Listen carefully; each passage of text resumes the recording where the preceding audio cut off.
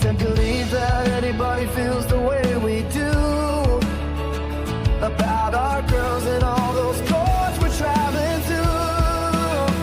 And all the roads we trace, all the states we see, we've been volleyball, oh, so desperately. I said maybe we're gonna be the ones to cheer them on. We're lost in this volleyball. Hey there, welcome to Volleyball'd. I'm Carlos, And I'm Allison. and we're the Medinas, and this is Chapter 5, and we've had some changes go on in this house. We have started booking tickets. Yeah, the annual. All right, where can I use Sky Miles and where can I use gift cards and who's flying with whom and who's missing work all day, who's missing a half day, where are we driving, where are we flying? It's a lot. I've gotten to the point now in my radio career where, and I'm fortunate, I have an owner who his daughter played club volleyball. And so he knows the whole lifestyle. He's joked around about, hey, Orange County Convention Center, huh? Like, so he gets it. And so when I've told him in past deals, hey, if you need me to sub in on a show, I'll take a comp day because I'm going to need extra days because of volleyball. And he's been very understanding about that. So I'm looking at the schedule going, how many extra shows do I need to work in order to be at as many volleyball tournaments as I can be? Yeah, started to reach out to the grandparents too when we need help because we can't all travel to Minneapolis. So who's going to stay with one kid while one of us goes or both of us going? It's, oh goodness, I need an assistant. I need a personal assistant. It's something we all face. It's the big challenge is trying to get all of this stuff scheduled. And this will be the first time you were looking at it. So our 11-year-old is going to 3 qualifiers, and it's the first time in her club's history they've ever sent an 11-year-old's team to 3 qualifiers. So that just adds, again, it's exciting because qualifiers are great, but it just adds to the craziness of what you have to schedule. Yeah. And there needs to be a better calendar app for this than what I'm currently working on because it's a lot. You can tell it was literally today I was working on it, so my brain is a scrambled mess right now. Oh, I know. There's probably 2 or 3 times where I'd said something to you. In fact, we had some leftover pizza, and I go, hey, do you want some pizza? And then you didn't really say anything. And then out of nowhere, you're like, I'm hungry. And I go, well, we have pizza. You're like, we do have pizza. It's like, I just said that to you, but you were staring at the computer trying to figure this stuff out. In fact, one of the stories you just told me like 20 minutes ago, you told me like 20 minutes before while we were talking about trying to get all this stuff scheduled. Leave me alone. It's just how it goes. All right, well, our guest today is going to be one of those that you want to talk about a great volleyball story. It's Mackenzie Tishner and her family. They're the ones that started Big South. And she's going to go through the whole timeline. They met through volleyball, and her life has basically, through college and then now afterward, all revolves around volleyball. Such a cool thing. Got a couple little ones at home too. And I joked around with Carlos after that I wouldn't be surprised if their names are like libero inside out based on the volume that volleyball plays in their lives, which I kind of envy, to be honest with you. It's pretty cool when you can have a love for something that you get to do every day. All right, without further ado, let's get to Mackenzie Tishner. She is the head of social media, public relations, and marketing when it comes to Big South. Chances are you're either going to the tournament this upcoming spring or you've been to the tournament in the past. It's Mackenzie Tishner. She joins us right here on Volleyball. Mackenzie, how you doing today? I'm doing great. How are you? So far, so good. And I understand some congratulations are in order. You've got a newborn as well. Yes. Yeah. We have a 4-month-old daughter, Ollie, and then a 2-year-old son, Carver. So how are you sleeping?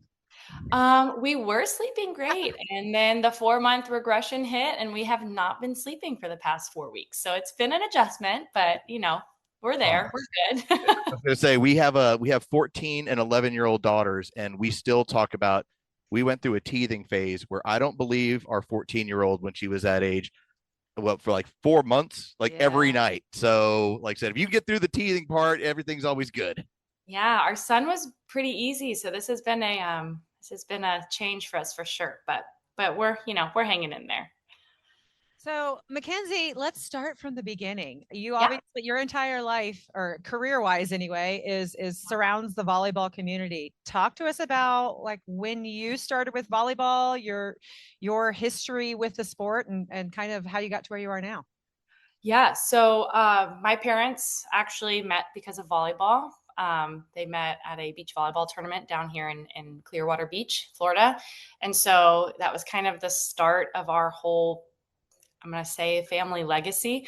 Was right there on that beach volleyball court. And after they got married, my dad coached high school volleyball down here at two different high schools, Tampa Prep being the first one, and then Berkeley Prep being the second. And they quickly after that started a volleyball club, Tampa Bay Juniors. And Tampa Bay Juniors was one of the first volleyball clubs that popped up in the Tampa Bay area. And because of that, it spread like wildfire. They were one of the largest, one of the most competitive, were one of the only ones to travel out of state. And so doing so, my parents started to see what these qualifiers were all about in these big tournaments and realized, there's a big market for this here in the Tampa Bay area. We don't have one of these at all. And it's also a really great opportunity for girls to have experience outside of just the people they're used to playing every single day. So Big South actually started in the Tampa Bay area at the Tampa Convention Center. And it was a small 15, maybe 20 court event, and it blew up. Each year it got bigger and bigger and bigger to the point where we were finally outgrown of the Tampa Convention Center, and they had to next steps move to a different place, which led them to Atlanta. Because of that, being in our backyard, I grew up 10 minutes away from the Tampa Convention Center. I was in that gym every time they were running that event. My grandmas ran the t-shirt booth. My brother and I ran around in the back. When my dad was coaching high school, my brother and I were always in the gym, watching practices, playing in practice with the big girls. And when the time finally came that we were big enough, my parents started a small little kids club called Kids Power. It would meet in the summers just for like an hour or two. And it was basically a way to just expose young children to the game of volleyball. And that's really where Kyle and I got our start.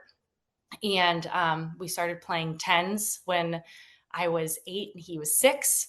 And it just kind of moved up from there. So really my hands had been on volleyball since I was 2, but really didn't start playing until I was about 8 years old.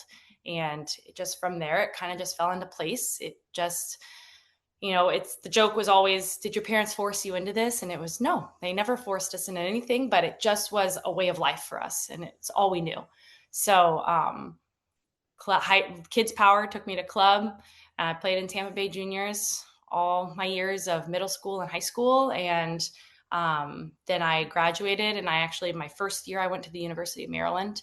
And while I loved the seasons, I did not like the cold, and I did not last very long because of that. So after my first year at Maryland, completing that season, moved back to Florida with the idea of sitting out a year, just going to school and make sure I kept up my grades, and then trying to find a school the next season because it was so close to the beginning of the new season. And it just so happened Mary Wise at the University of Florida had a setter that went down with a really bad back injury, and they needed another setter. One of my dad's old players from club played there, and she had reached out to Mary had reached out to her asking if she knew of anyone, and she actually did. It was me. And I went for a visit and signed with the school the next day and moved into the dorms 2 days later. And I was on a team with girls I had never met before in practice. So it was all very fast, and it was a great experience.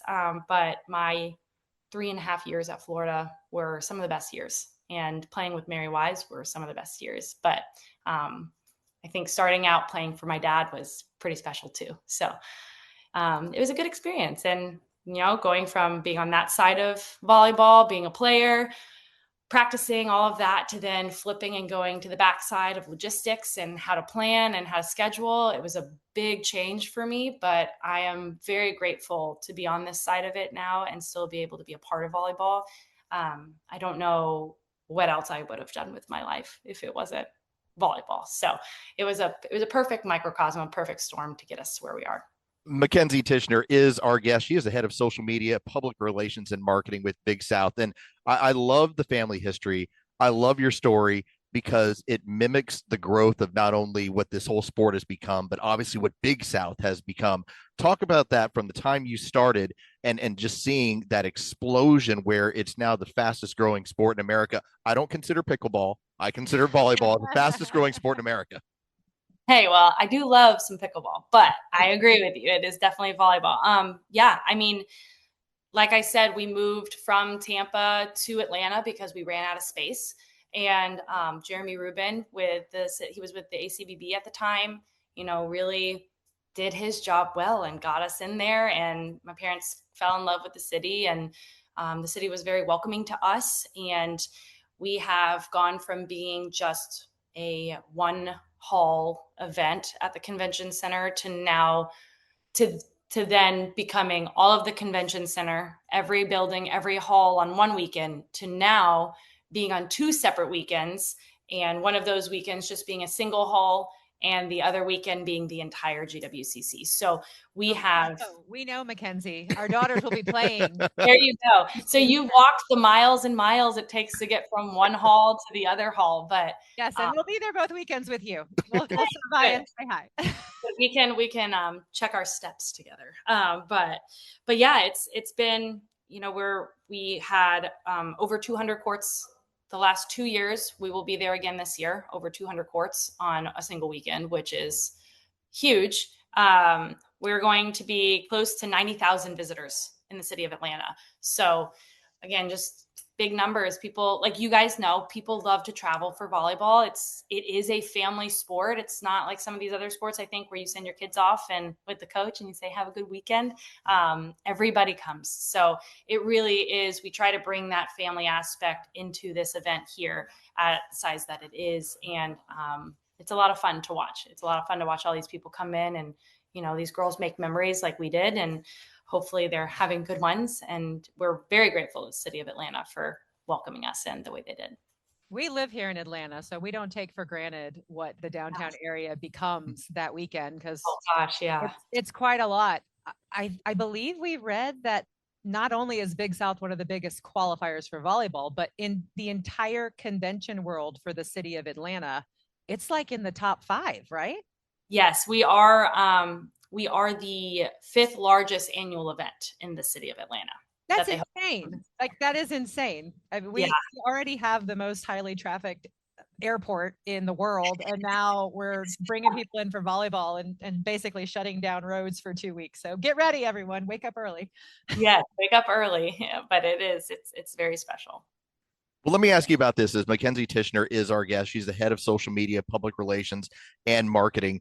Considering what this event has now become, I had somebody. In fact, it was Mr. Rubin who described it to me. It's like we have a Final Four here every year. Is what it's turned into. The economic impact for Atlanta. How good has that become, and how challenging is it?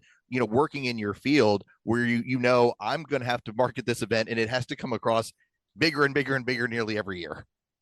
Yeah. I mean, the nice part in my position and in Jeremy's position, when it comes to marketing it has kind of gotten to the point where it markets itself.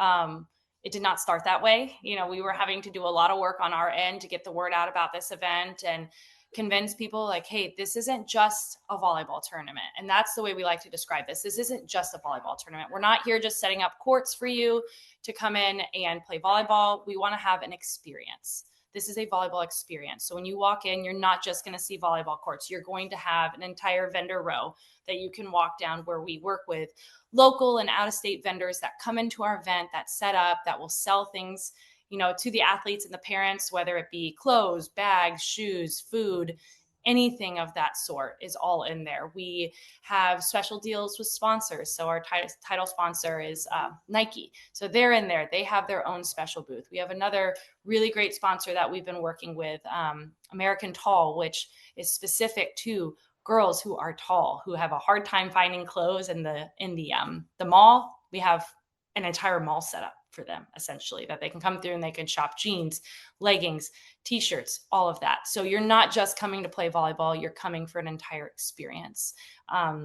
Along with that, we like to work with certain groups in the city of Atlanta. The one that has been our longest partner in the city has been the Georgia Aquarium. And I mean, you guys are so lucky you live there. You know, the Georgia Aquarium is talked about all over the nation. And these girls come in so excited to go to the aquarium. So the fact that they are willing to work with us year after year for this event has been wonderful. We get to push a lot of our attendees to them, and in turn, they help us out with, little giveaways and stuff like that, just to promote them, but also promote our event, again, separating us from just any old volleyball tournament. And that's really been our goal. And the city has done a wonderful job of supporting that.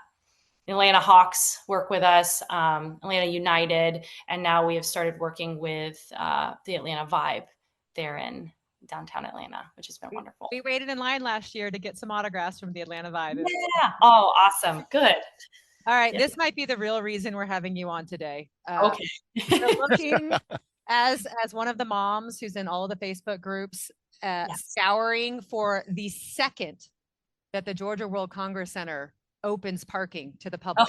For the, we would love to hear from you, Mackenzie, some insider tips or scoop on the parking situation for Big South. How does that work? Because we've seen it when the Atlanta United plays, and suddenly, because it's just a busy area, and so everyone's always in the volleyball community. How did you get parking? What do you do? Like, we don't have a magic wand here. It's just a matter of just trying to keep an eye on it. Yeah. I mean, I wish there was a special ticket to it, especially when we have other events going on in the city besides us. That's really when we run into the issue, because the campus, as you know, can only hold so many vehicles. But the best thing to do is we sign up for our newsletter. We have a newsletter on our website, and the moment that parking goes live, we send out a link where you can go in and purchase it. The building is always working with us to try to get more parking, especially in situations when the Atlanta United has a game at Mercedes-Benz. They're working with us to try and open up other lots that our attendees can park in. But yeah, it's not, I wish I had a better answer, but it's not a perfect science. It's just kind of a luck of the draw situation. Be on it fast. I will tell you, we like to open it up a month in advance. So 1 month from the date of starting play is when we'll open that parking up for everybody. And it's just straight through the GWCC website. So if you don't sign up for our newsletter and you don't get that direct link, you can just go straight to the GWCC parking website, and there will be a section there that you can put in your parking. But yeah, it is definitely, it's kind of like when registration opens up, it's everybody fends for themselves and you just got to go and get it. Okay, I got your note there. The Medinas will get special parking for the 2 weeks. Mackenzie Tishner is our guest. She's the head of social media and public relations and marketing. Just a few more minutes. Let's talk about that, because one of the pieces of information that we saw that was released through social media was the amount of teams that signed up in the first 5 minutes. It blew my mind that you had that many teams from the region around the country that made it a point. We got to be at Big South. And in our estimation, we've seen more and more teams from Texas and the other places that we hadn't seen in years past have been showing up. Yeah. So like you mentioned, this year we had over 1,500 teams that signed up for both weekends in the first 5 minutes, which is wonderful for us. It is conglomerately. We typically see a lot of teams from the southern region just because that's where we're at. Florida, all the other surrounding regions from different states. But in the past couple of years, we have been getting some large numbers from the Arkansas, Texas, Colorado, Arizona, more of those Western states that have decided to come this way. This year, believe it or not, this year is actually down. And I don't like to use that word, but it is less than it was last year. Last year, we had over 1,700 teams that registered in the first 5 minutes. But that is just because we're on an Easter weekend this year. So typically on Easter weekends, we have a little flux, a little drop in numbers. But on non-Easter weekends, we have been seeing numbers that are just impossible to even imagine hosting. And that is actually why we started splitting into 2 weekends. That started last year when we had that massive influx of teams that registered, over 1,700. And it just has seemed that it's safer for us to stay that route and be on 2 separate weekends. That way we can host all these teams, because we were having to turn so many teams away and we hate doing that. So splitting into 2 weekends allows us to bring more of these teams in, bring more of these people into the city of Atlanta and share our love for the city with them. And it's been really great to see all these different clubs from different states come and experience our event. Okay, as we're wrapping up here, Mackenzie, I have to ask the obvious question. Our podcast is geared toward volleyball parents, and we're a crazy bunch. I've got to hear from you a story of a crazy parent moment at the tournament that like just blew you away that not a lot of people know about. Let us know. Or what your parents ever did either. I mean, everyone has a parent story. You know what? My parents were my coaches. So that was a whole different experience for me. I never had the parent just on the sideline situation. I had the parent on the bench that was pulling me off to the side saying, "What are you doing? Let's go." So, yeah, I mean, we have some pretty rowdy parents, but I enjoy it. I enjoy our parents. Sometimes, people can get a little crazy, but it's just because they love the sport and they love their kids so much. But I got to say, we have this one group of dads every year that come and they dress in these just outrageously bright neon shirts with their daughters' faces all over it, and like a Mod Podge of their girls' faces. And they blare music, and they're just the rowdiest bunch, and they cheer louder than you could be anywhere in the GWCC, and you're going to hear these guys cheer. And they are definitely my favorite group of dads. For sure. When we see them walk in, I always send my camera guy over there. I'm like, hey, we need some footage. If we need good cheering, good parent celebrations, anything like that, we find their court immediately because those dads never disappoint. But yeah, I mean, we've had parents that, wheel in an entire boombox system for their girls to warm up with, which unfortunately USA Volleyball doesn't always allow. So sometimes we have to stop that, but they're just the best crew of parents, in my opinion, are the volleyball parents that cheer for their kids. So it's a lot of fun to watch. We may have ended up making friends with the ball dads, I think out of maybe Wisconsin or somewhere else like that, where they did the full dress up for everything at USAV. And it was always the matching outfits and the whistles and the short 80s coaches shorts. So, again, when parents get behind teams like that, I think it's incredibly awesome. Mackenzie Tishner is our guest, head of social media, public relations, and marketing. Let's give you the final word. What would you like to tell all the volleyball parents out there? As my wife and I have been joking, it's now 29 states and I think 8 countries that have been downloading this podcast. So it's been kind of crazy how this thing has grown. That's awesome. That's wonderful. What do I want to tell them? I think the best thing you can do is just be supportive of your kids. You've done a great job picking out coaches for them. They are playing a wonderful sport. Sit back, relax, and watch them do what they're really good at doing, your girls, and just be as supportive as you can, because at the end of the day, that's what they need. And that's my favorite. Honestly, my favorite experience is truthfully watching when a team loses and the girls walk off the court and you just see those parents that just bring them in for a hug and just say, hey, you played great. You did everything you could do. And I'm so proud of you. And that as an event coordinator, event director, seeing those parents is really special. So if you can just be those parents for your girls, they're going to have a wonderful season. That's awesome. Mackenzie Tishner, thank you so much for your time this afternoon. Thank you guys for having me on. I love that story. I just love that family is so involved in something that has grown. And as we were talking about it during the interview, it has now become economically a Final Four in town every single year, between all of the parents that travel and all the economics that it has on the city and the downtown area. To think that it was a small tournament with 15 courts, and now, as she talked about, 200 courts is what they're looking at. And all the convention halls.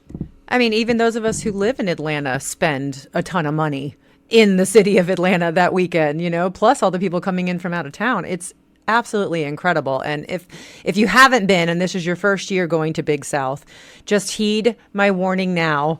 Leave an hour earlier than you were planning to leave if you're driving into the city that day. If you're walking from your hotel to the convention center, leave 30 minutes earlier than you were planning to leave, because everything takes a bit longer because it is that big of an event. The amount of times in the recent years, and now this will be for us, we went there for the first time when my youngest was, I think she was 10 years old, because I don't believe we had it when she was 9, as far as, that was the COVID season and things got canceled. But so the first time we were there, to see the amount of parents that had to sprint their kid into the facility or drop them off and send them in by themselves to find a parent because there was no parking and there was no way to get close. I think one year, if I remember correctly, I dropped you off at like the rail yard area so that y'all could hustle in, and then I had to go find parking like another mile away. We're also on, I believe, a 3-year streak now where we've had a torrential downpour right at drop-off time. Yes. So you literally walk around with wet shoes the rest of the day. So there's that. You might want to bring extra shoes. It's very uncomfortable when that happens. And then you just see the look on some of the parents' faces. The one story that we didn't get into with Mackenzie when we started talking about some of the crazy parent stories.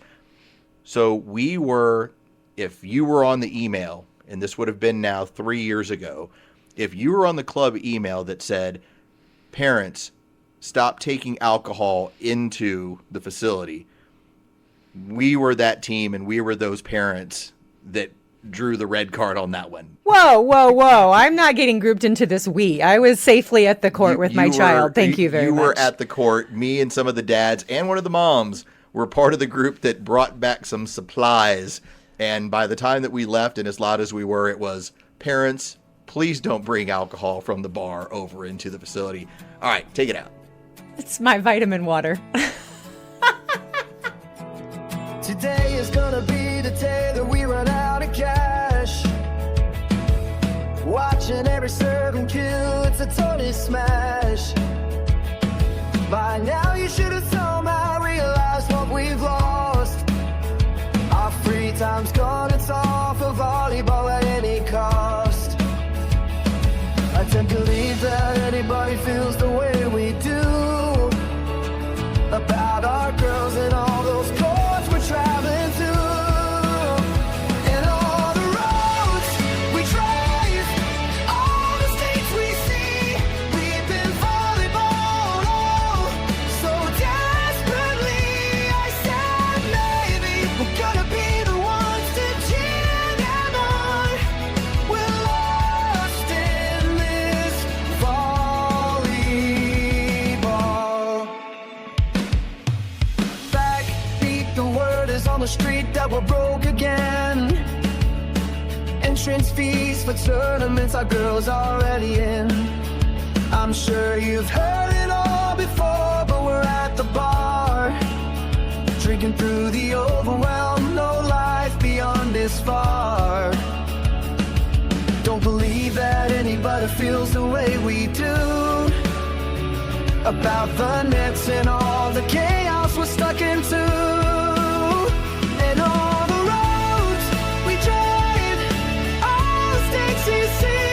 We've been volleyball'd all so desperately.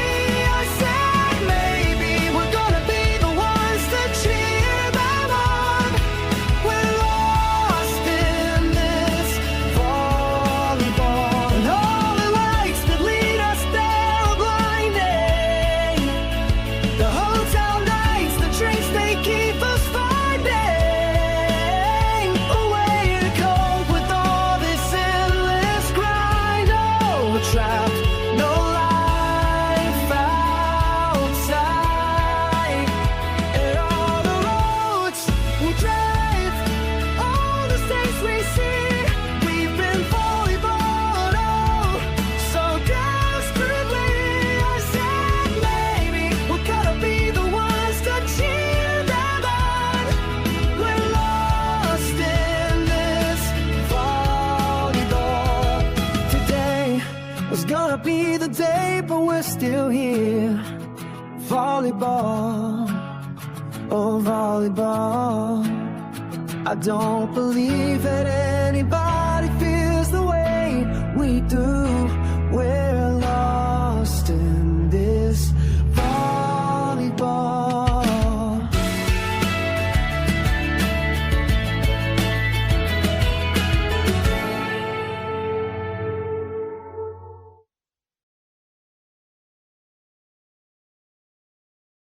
Cheer on me, cheer on me. Running free